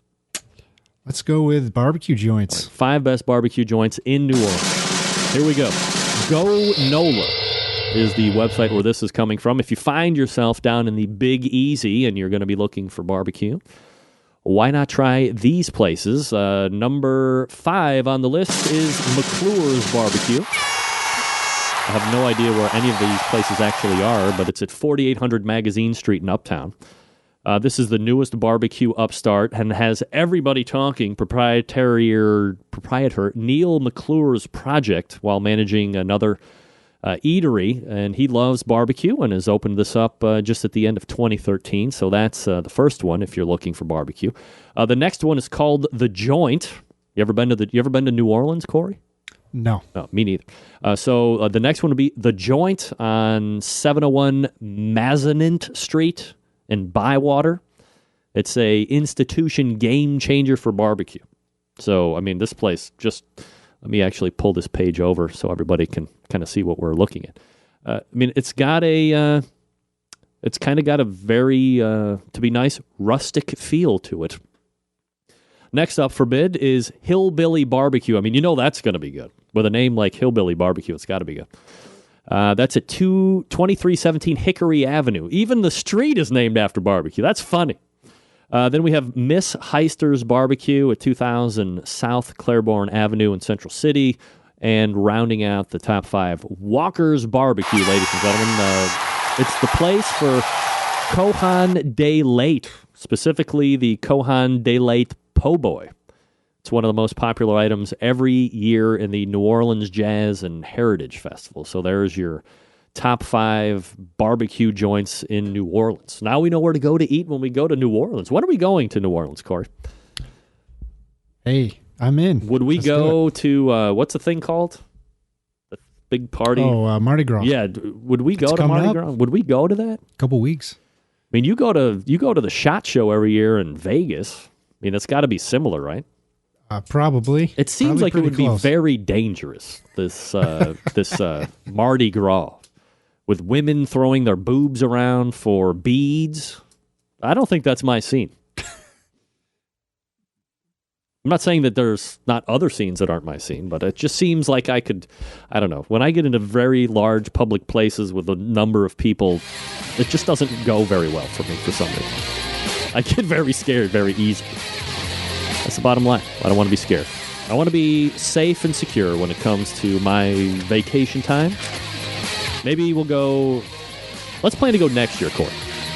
We'll see how it goes. I like it. Folks, a public service announcement from your friend and mine, Stephen DeFranco Jewelers, located right here in beautiful, the business district of Willoughby, Ohio. Look, we got a number of things coming up here. We have Valentine's Day coming up. You have Mother's Day coming up. You have Father's Day coming up.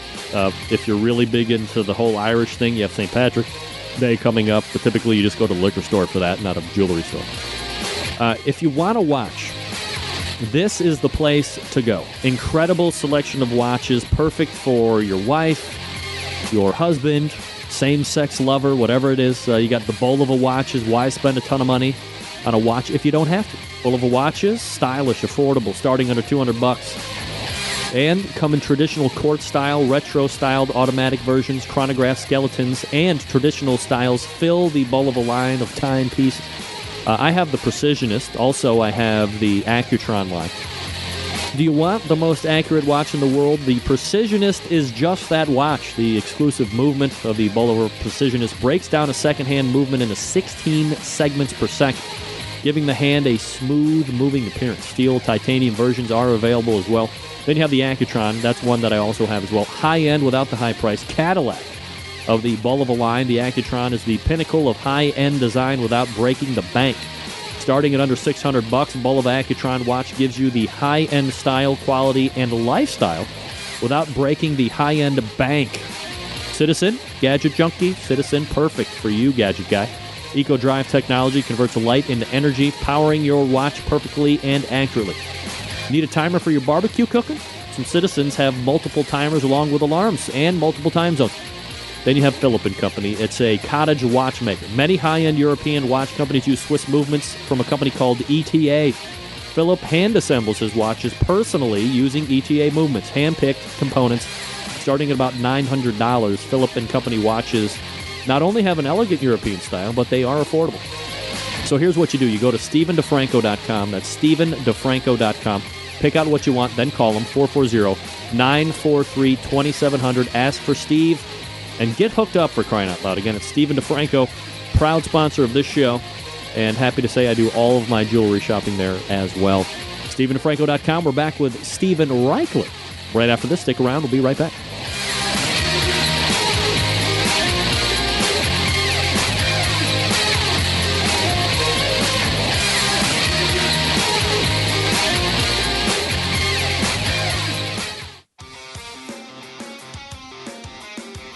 Broadcasting live from the Barbecue Central Radio Network studios in Cleveland, Ohio.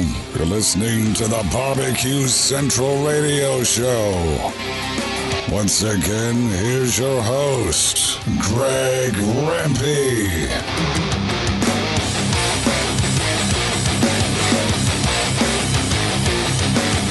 All right, we are back.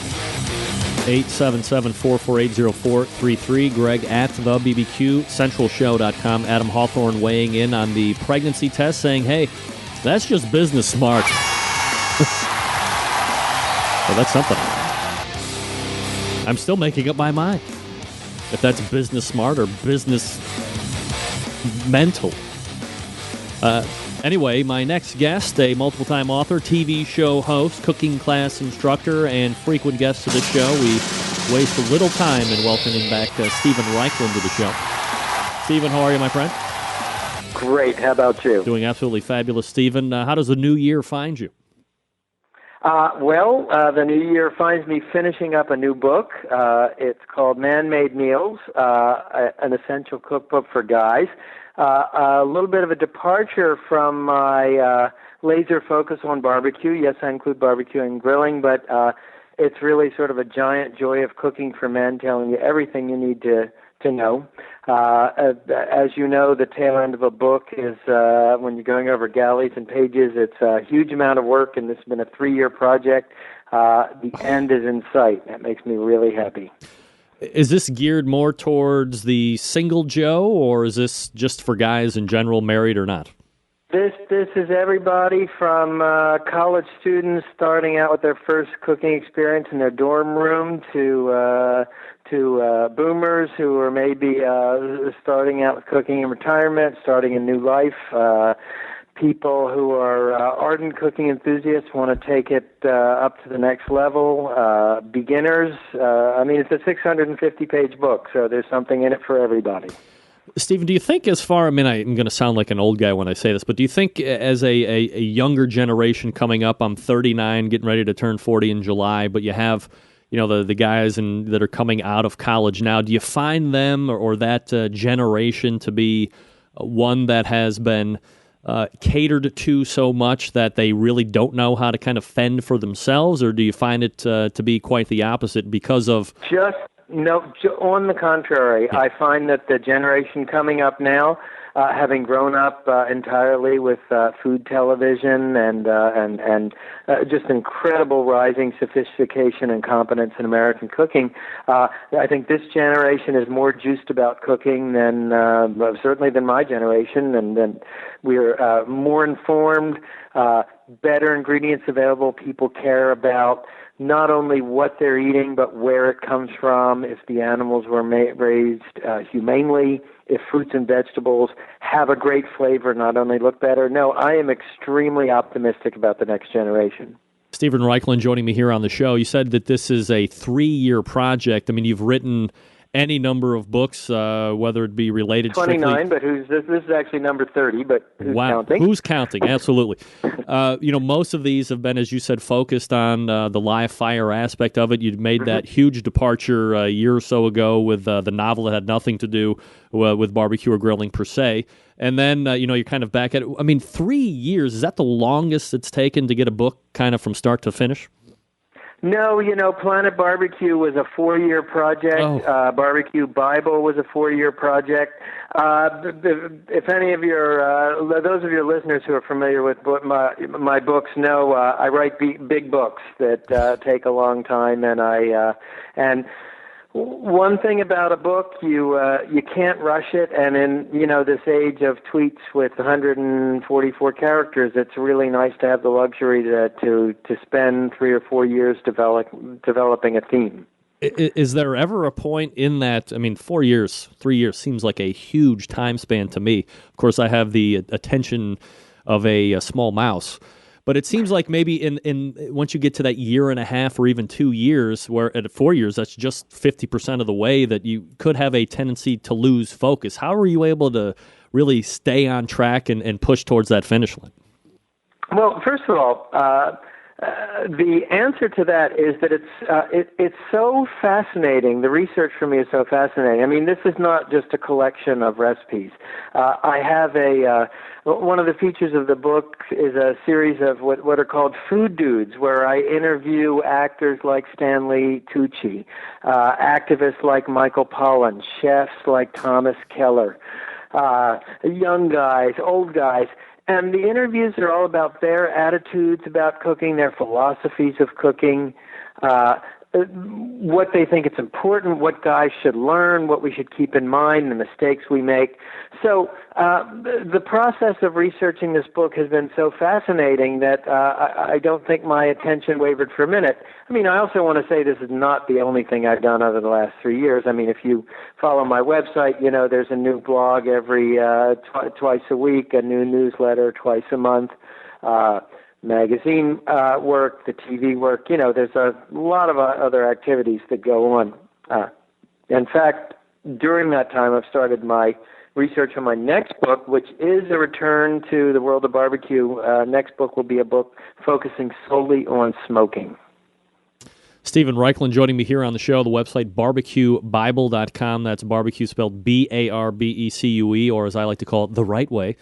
Let me diverge just for 1 second, and this was kind of a topic that I was ballyhooing to you about a little bit, and it has to do with horse meat. And let me give you a little backstory here. I was talking with a guy last week who is makes his living in the butcher business, specialty meat shop, and we were talking about this how the beef industry has grown from where it started back even when the Indians and the Pilgrims had come over all of a sudden, and then there was the huge meat farms and the meat packing, and now it's almost gone into this, as you had said, people are caring about how they're raised and how they're executed and how they're finished, and almost like meat is wine, so you could trace it all the way back and kind of see where the lineage has gone through. And we said, well, there doesn't seem to be any outlet for horses. And we had kind of talked about it last week, and in Italy, it seems to be quite a staple on the menu, horse meat. I mean, you're a guy that's been well-traveled not only across this country but across the world. Is horse meat something that other countries do partake in and find it favorable to your knowledge? Well, there are countries that do eat horse meat, particularly France. France comes to mind, and when I was a student in Paris back in the 1970s, almost every block in Market Street had what was called a chevaline, a horse butcher shop. And you would recognize it by a little golden horse head over the marquee. The French do still eat horse. I would say consumption has gone down. I mean, I've eaten horse. It's a leaner meat than beef. My recollection is that it's a sweet meat. But I think, to be honest with you, it's going to be a pretty uphill battle to convince large numbers of Americans to eat horse. Is it because there is that personal or perceived personal relationship that horses seem to be a little bit more domesticated, like a cat or a dog, versus, a cow or steer is kind of seen as something that is raised to be killed and eaten, where I guess it's not really seen that much as a horse. Is that kind of the main mantra or the main issue that you would be trying to overcome? Yeah, I think it's the emotional and the perceptional relationship we have with horses. I mean, look, in Peru, they eat guinea pig, and it's it's not exotic or shock food. It just happens to be something that people eat, and also in Peru, people eat beef heart, and it's again, not for shock value or machismo or anything, but it's just what people eat. In Vietnam, I've eaten dog. I think that would be a pretty tough sell back in the United States. Yeah. But, for a lot of Asians, our love of dairy products, and in particular stinky cheeses, is completely incomprehensible. So, I think, I'm all for cultural differences. I think in this homogenized world, the more we can hold on to our traditions, the better we are. Stephen Reichlin joining me here on the show. Stephen, obviously in a couple weeks we have Super Bowl coming up. That is widely considered to be a great day of overindulgence, whether it be through the beverage or through the food. I like beverages just as much as the next guy, but as far as food is concerned, and perhaps this is the wrong impression that I get about Super Bowl, there seems to be a more of an effort placed on the let's call it the finger foods or the appetizers more than some of those big hunks of protein. I'm sure they are there, but is that a fair assessment? Do you think a lot of people like to get away with the over the top hors d'oeuvres or the heavy hors d'oeuvres than having a real main course? Yeah, I do. It's an interesting observation. I know this morning on my website, we put up a blog about dips around the world that are cooked on the grill. So, the inevitable and tortured onion dip gets a new life when the onions are caramelized on the grill. Grilled eggplant dip, grilled pepper dip, and last week's blog was on wings, and our next blog is actually going to pit Seattle plank salmon against Colorado bison burgers. But you make an interesting observation, and I'm not sure why. I'm not sure why the big hunk of meat does not turn up. Maybe because so there's so many Super Bowl parties, and people like to stand around and gather around for the parties. But we do. One statistic that really gladdens my heart, and especially in this brutal winter, and I know you guys are just having a terrible time up there in Cleveland, is that Super Bowl is the busiest grilling day of winter, and it's the second biggest food day in the country, the first being Thanksgiving. So, hats off to anybody out there who shovels that path to their grill. Yeah, brutal out here, no doubt about it. So as far as recipes are concerned, you're going to be firing up the game. What do you recommend, or what are you going to be trying out for the Super Bowl this year? Well, the wing, buffalo wing, which was sort of went hand in hand with buffalo, the great string of victories of the Buffalo Bills. I believe it was back in the 1990s, and the buffalo wing that was invented, the Anchor bar in Buffalo. But to me, if something tastes good baked or deep fried, it tastes even better grilled. For me, there's no better way to cook a wing than what I call smoke roasting. That's not smoking low and slow like you would do for a brisket, because then the skin gets kind of rubbery. But when you indirect grill at a higher heat, so you both crisp the skin and smoke the meat, that for me is the way to go. And what I like to do instead of the traditional hot sauce, I like to do a pan fry of garlic and jalapeno chilies and cilantro and pour that mixture over the wings. It's killer. Stephen Reichlin joining me here on the show. BarbecueBible.com is the place to go to make sure that you're up to speed on what Stephen is up to. Obviously, you'd mentioned how cold it was up here in the Northeast and a lot of other places across the country. When you are cooking in the summer and the springtime, it's one thing, but when you're cooking outside in the winter, it's a whole different monster. As far as some key things or key items to remember to take into account before you fire that grill up, as far as cooking in the winter, what's your best advice? Okay, and I do have to preface these remarks by saying that I am in Miami, talking to you from Miami, where it was 82 degrees. You don't have to say that. That's just the thing. Nonetheless, I used to live in Boston, chip the ice off my grill. So, number one, do not light your grill under tree boughs laden with snow. It may seem obvious, but, we've all seen it happen. Number two, resist the temptation to do grilling in a garage or in a carport or any closed area, because especially if you work with charcoal, you will get a toxic gas called carbon monoxide. Number three, and this is counterintuitive, but remember, a grill is hot. Sometimes when you're grilling outside and it's so cold, you forget that the metal pieces are hot. So keep that in mind. Number four, remember that you'll need somewhere between 20 and 30% to add 20 to 30% more cooking time when it's cold, particularly if you're indirect grilling. And finally, what I used to do when I was in New England, or I can remember giving a class up in Calgary. Of course, that was only September, but we got 6 inches of snow during the class. Light an extra kettle grill, fill it with charcoal. We have a couple extra chimneys lit, so you've got the extra firepower if you need to boost the heat. By the way, we're doing a whole series on cold weather grilling on BarbecueBible.com next week. All right, so look for that. One of the other things that goes hand in hand with this whole Super Bowl thing and the eating, as I had mentioned, was libations. And one of the posts that I had saw on Barbecue Bible recently was smoked drinks.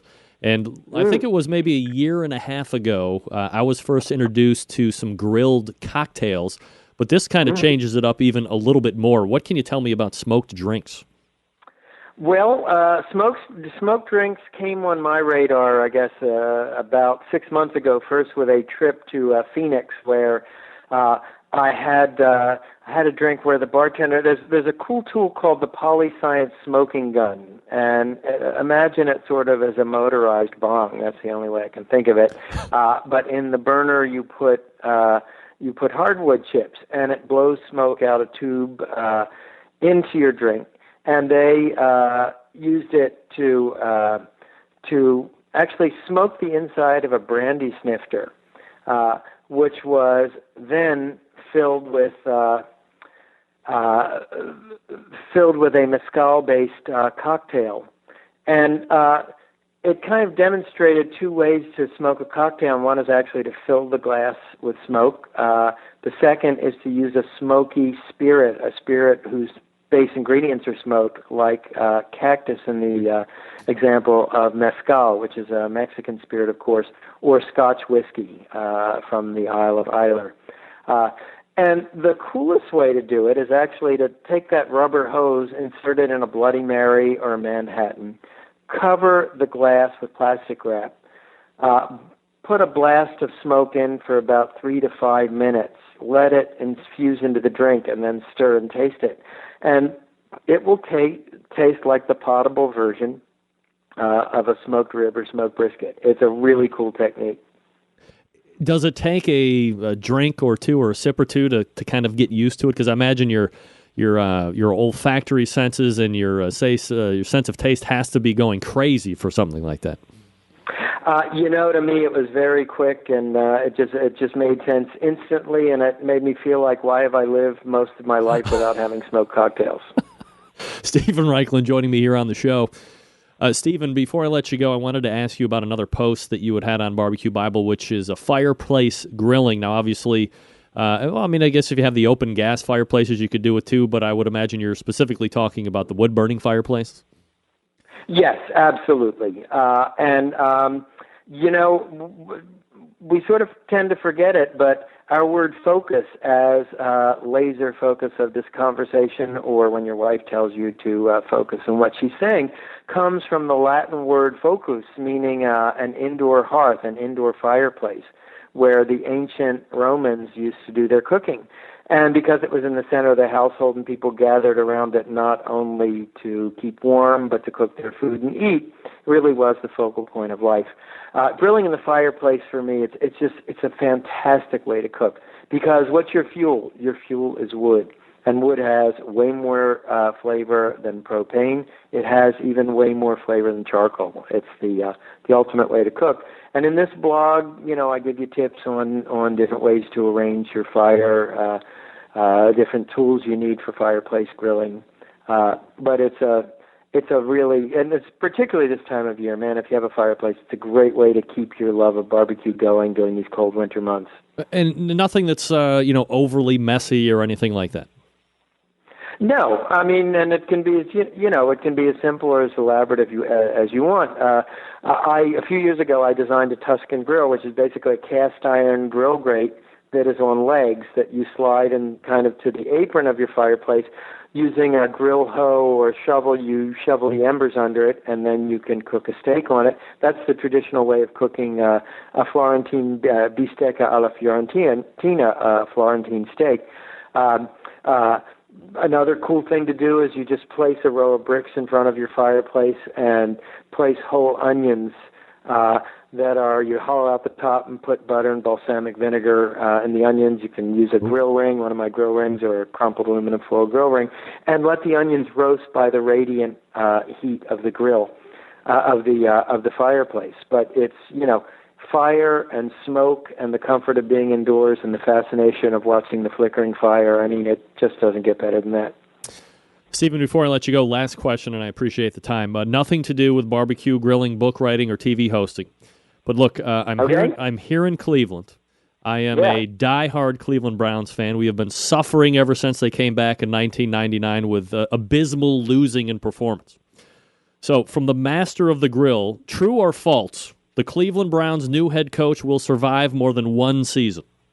Hey, being a guy that sees the world half full rather than as a cup half full rather than a cup half empty, yes, he will. Oh, thank goodness. Let's take it to the bank. We're talking with Stephen Reichlin, of course, his website, barbecuebible.com. Stephen, always appreciate the time. Thanks so much for coming on tonight. Thank you. Great show. You got it. Thank you so much. Bye-bye. There he is, Stephen Reichlin. Corey, I know you have, this guy is like a big deal. Give me another great interview. Give me a takeaway. I cannot wait to try a smoked cocktail. I know, right? It's like going to be the best. We're going to be throwing up later tonight. Except that we don't have like the little smoker gun thing or whatever he was. I think he said it was a bong. You confiscate bongs all the time from your criminal friends. Just bring one over. I'll work on it. Yeah, we'll see what we can do. All right. Sounds like a great idea. All right, one quick break, and then we will wrap up with the final segment of the show and all that good stuff. Major announcement.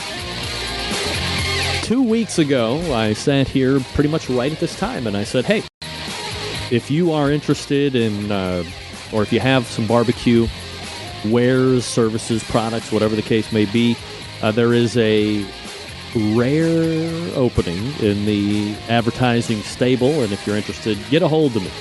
Yeah, well, that lasted all of about 6 seconds. And I am proud to sit here tonight and say that next week we will be starting with a brand new sponsor, one that is renowned over the industry. This is a name brand that actually takes that transcends the industry, if you will. So other people that aren't nearly as steeped as we are have heard about this company, owns their products, enjoys the service and the product that it makes when you use it. This product known as Cook Shack. That's right. Cook Shack is a maker of fine electronic smokers. My father, Bill Rempe, has a smokette for any number of years now. And let me tell you something. Aside from the great brisket and pork butt and ribs that he has cooked, and I've actually used it when I've been down there visiting as well. The smokette, when you get those jerky rods, you can get jerky rods. And you get the eye of round, and you get the cure. You make your own jerky in that thing. I'm telling you, it is the best jerky that you can put in your mouth. It makes my mouth happy. So you can make your own jerky aside from making fantastic pork. You would recall we had Stuart Powell on here a couple weeks ago, and we talked about his time in with the company, and I'm just so honored and flattered that they would consider coming onto the show. But look, they realize the vehicle. They know that people that listen to the show have that built-in interest for the barbecue and grilling industry. And not only is it the electric stuff, they got a great number of accessories like we've talked about, but they have the creator of the FE line of cookers also in cahoots with them, that being Fast Eddie, the creator of the FE 100, and now the 250 and the 500, and they have a Charbo. We're going to have Cook Shack on, talk about all their products here shortly enough. But I am very excited. You should be too, that the Cook Shack is now a part of the partner stable, and I couldn't be more proud to have them aboard. Looking forward to a very long relationship with them. So visit them, cookshack.com, and they will start full live go next Tuesday. I'm very excited. What can I tell you? All right, we're back right after this, 877-448-0433. Greg at thebbqcentralshow.com. Stick around. We'll be right back.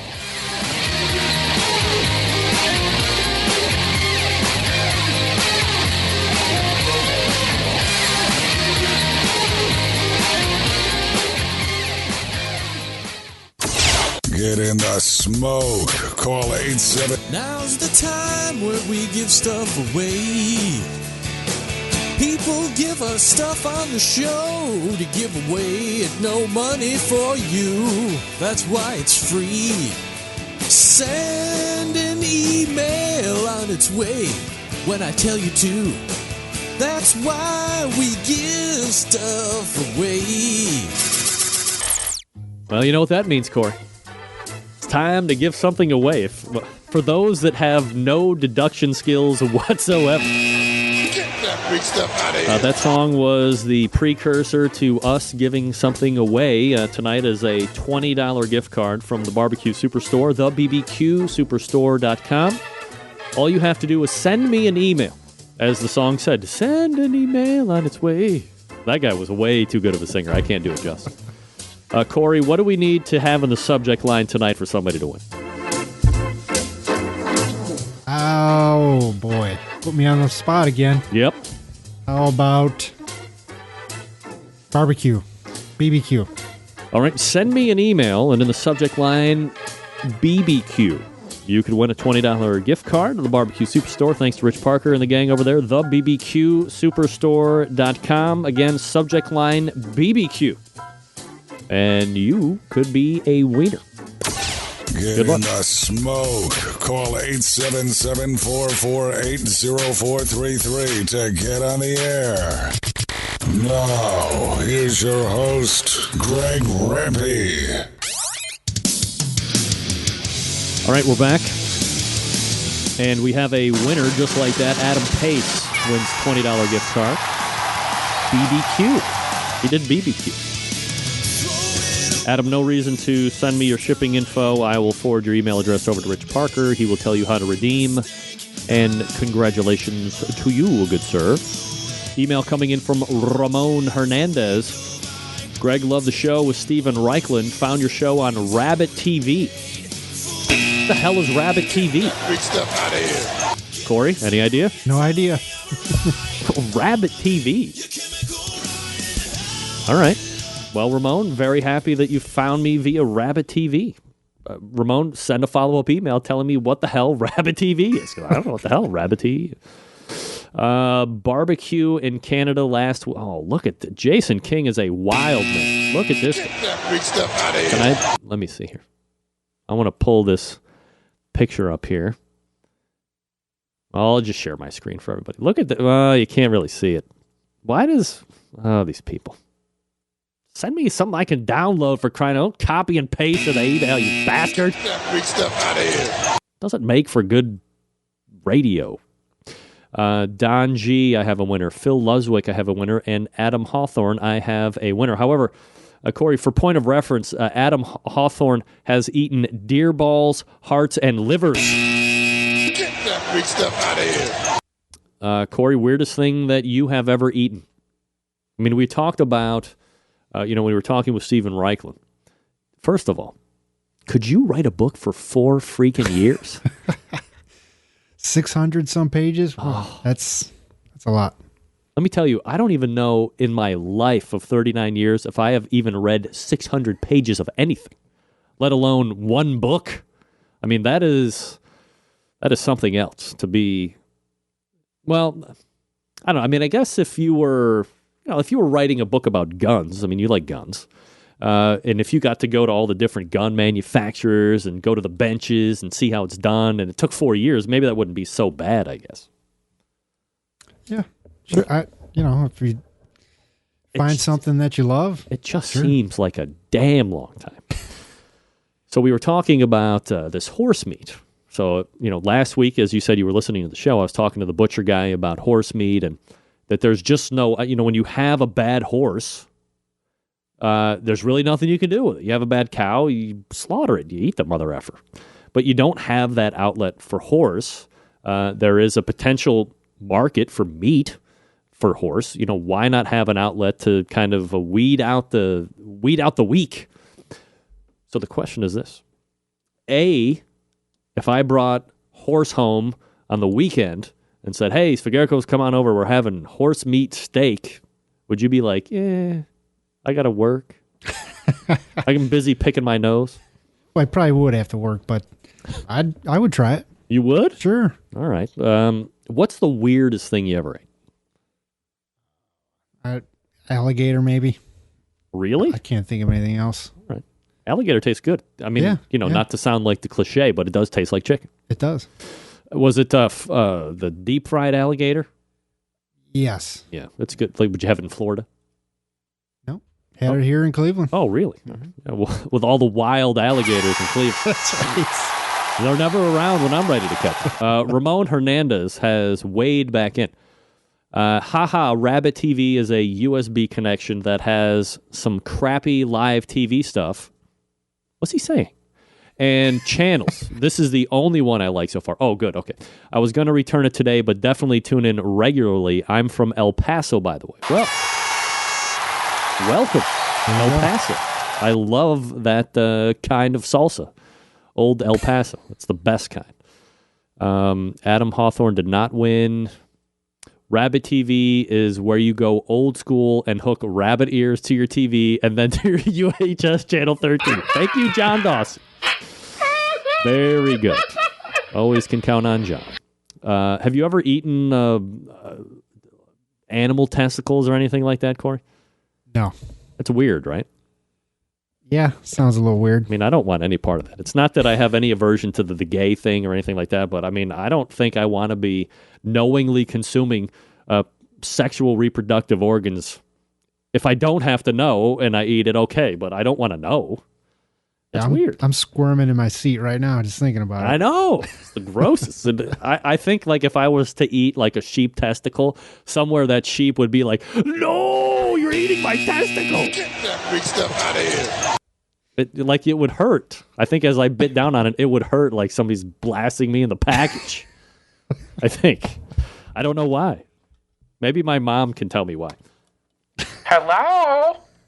Greg, this is your mother calling. What are you talking about testicles on the radio for?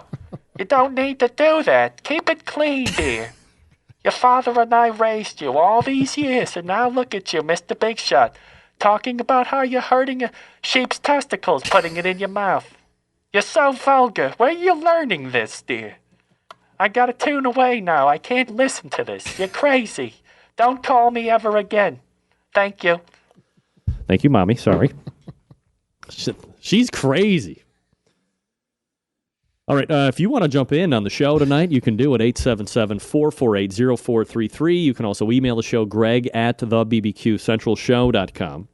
Adam Hawthorne, I shot a sick cow last Sunday. Adam, what haven't you done? Big stuff out of here. You've eaten testicles, livers, and hearts. You're shooting dead cows. You're not winning contests. You're all over the place tonight. This guy's crazy whack. All right, I got to get my email. Oh, boy. I got to get my email back onto my desktop here because I pulled it over to the screenshot. It didn't work very well. All right. I don't know if anybody watched this or not. Let me make sure that this is queued up properly. 2 weeks ago that the Seattle Seahawks beat the Fort? Was that last week? Yeah, that was last weekend, right? The Seahawks beat the 49ers to earn the right to go in the Super Bowl. And then you had this guy do this thing, which I was watching this as it happened. No mouthwash feels like... And I was taken aback, as it were. I got to get through the ad. That's the other thing I hate right now in any type of YouTube thing is you got the stupid pre-roll ads, and I hate it. Hold on one second. Oh, jeez. Look at this. Oh, my God. All right, here we go. Is this right? Let me see if this is right. All right, stand by. Seattle Seahawks sat down for his first interview since his controversial post-game interview with Aaron Andrews on Sunday. Take a look. What do you regret about all that? What do you not regret about all of that? I don't care. I can never have the damn right one set up. Get that big stuff out of here. Bitch. Where did it go? This was the one. You know what I'm talking about, Corey? No idea. You didn't see this? I'm going to go right to YouTube so everybody can see this. It made the rounds on all of the sports talk show. Richard. But if you close your Oh, boy. Jeez, damn kids. Watching iCarly on YouTube. Richard Sherman interview. Let me see. This is the right one here. Yes. Here we go. All right.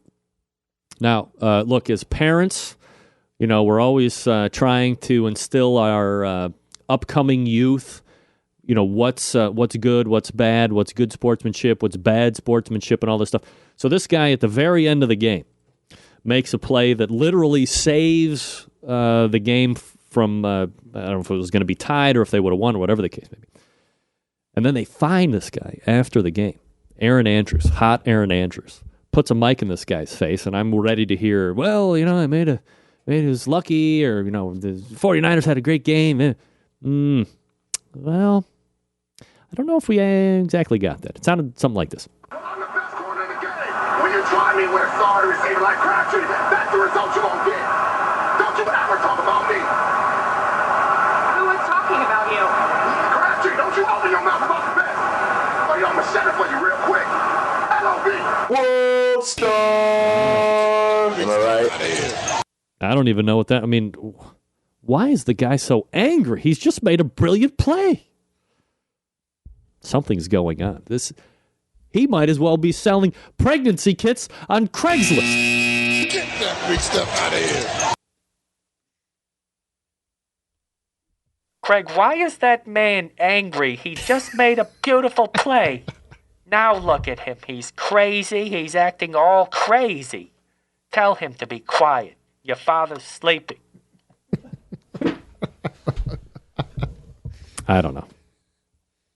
It was either that or the top 5 New Orleans barbecue restaurants, and we already did that one. That's right. But I had to get to that. That guy is crazy in the head. Oh, Adam, I don't want to see your dead deer pictures. Get that big stuff out of here. I know what a dead deer looks like. I see him on the side of the road each and every day. Corey, you ever hit a deer in your police car going at a high rate of speed? No. Never? Luckily, no. Oh. It's not like you're just on the main drags. You get into some backwoods out there. Oh, yeah, a lot of close calls. Oh, God. Well, heaven forbid. 877-448-0433. Greg at thebbqcentralshow.com. Those are the two ways to get in touch with the show. If you want to weigh in on any of the interviews that we had tonight, or if you're watching on a Rabbit TV or a Chipmunk TV or Bobby Television, whatever the case may be, we're ready and willing to take your calls, field all questions, as it were. You know, Corey, that I love this competitive eating every once in a while. Well, especially, July 4th, the hot dog eating competition. And privately, I keep up with the IFOCE.com, which is the International Federation of Competitive Eating, or MLE, Major League Eating. I'm not kidding. That's what it's called. My daughter over here is thinking I'm, making stuff up. Get that big stuff out of here. I mean, I could, but it's really a website. So how about this? Slim mother of 4 devours 72-ounce steak in less than 3 minutes to smash world record and still has room for fries. So let's do some simple math. A 72-ounce steak, if, what is it? Is it 16 ounces in a pound? So that makes it a 6-pound steak. Yikes.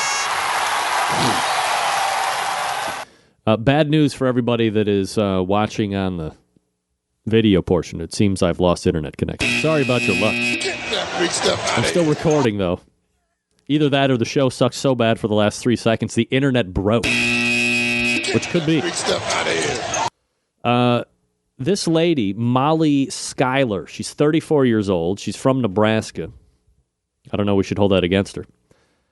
Tackled the hefty lump of beef at a place called Sailor's Old Country Kitchen in Portland on January 3rd. I don't know if it's Portland, Maine or Portland, Oregon. The previous record stood at 6 minutes and 48 seconds and was held by a bodybuilder huge man. She started doing this about a year ago, that being the competitive eating thing, and guess, like it's a stupid human trick, Mrs. Schuyler said, of her speed eating capabilities. Hurry, let me quickly go to the inbox here and tell people about... okay, never mind. So here's the story. So first of all, Corey, 6-pound steak.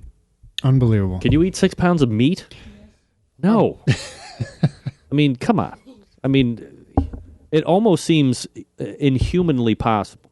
I'm going to show... I'm going to show... Oh, okay, hold on a second. Corey, we got a call coming in. You want to take a call? Sure. All right, let's take a call. Area code 941. Name and where you're calling from. Yes, this is Katie from Sarasota, Florida. Katie from Sarasota, Florida. Hello, Katie. Yes. Hello. What can I do? How are you doing up there? Fine. How are you doing down there? Oh, we're quite warm here. Quite warm, actually. Mm-hmm. Okay, 75 here today. You're working well on getting hung up on. Keep going. So I heard you earlier talking about eating testicles. Now hold on a second. Hold on a second. I believe, as the replay will show, I was not talking about eating that at all, and neither was my friend Corey. Adam Hawthorne is eating testicles. Right. You were talking about not eating testicles, but right. The fact that we were talking about testicles at all reminded me of a story I read about this week. Maybe you heard this one from Jaden Hare of Steamy Kitchen. No, I haven't heard of it. Yes, apparently this last week, her son opened the refrigerator and was showered with sperm. All right, thanks for calling. Big stuff out of here. Greg, this is your mother calling. Who is that girl on the phone? Why is she on the phone?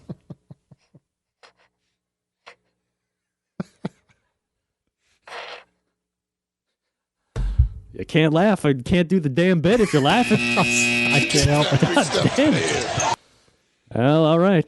Guess we won't be talking about sperm anymore, Corey. Only my callers. Only my callers. This is why we rarely go to the phone.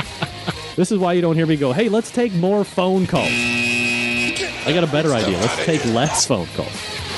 Folks, the next generation of iGrill has arrived. You can now get your iGrill Mini at iDevicesinc.com/iGrill. For $39.99, the iGrill Mini has everything you love about the iGrill, so much more. The smart LED that indicates the progression of your temperature and lets you know when you're in and out of temperature range proximity. Wake up to conserve battery, and it does have an outstanding battery life of 150 hours. Wow, that's crazy. I just lost it.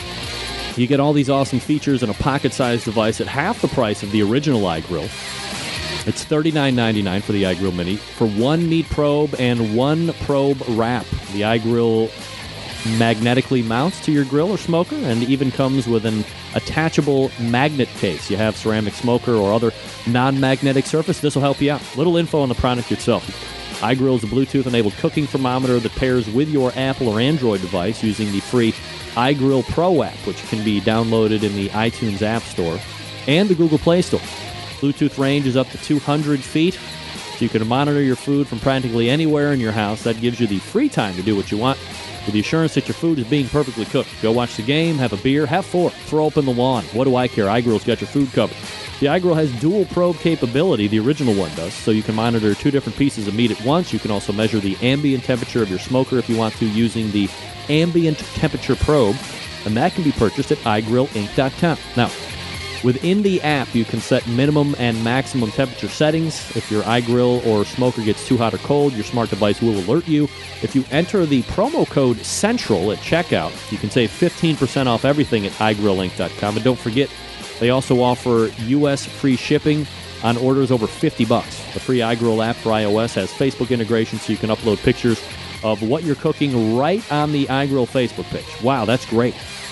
The app also has a globe feature that shows you all the other iGrillers cooking around the world. The original iGrill, $80. The new iGrill Mini, $40. So you can go to iGrillInc.com, use promo code CENTRAL, save 15% off your order. All right, we're back to wrap this whole bad bitch up right after this. Stick around, we'll be right back.